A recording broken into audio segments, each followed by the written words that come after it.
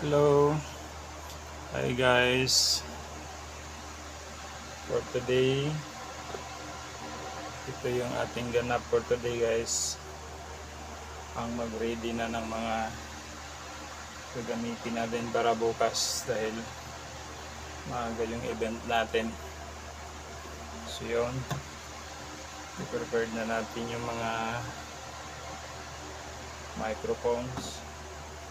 So meron gagamitin natin bukas ay siguro mga ano lang, 4 na piraso. So ito yung ating ganap for the day.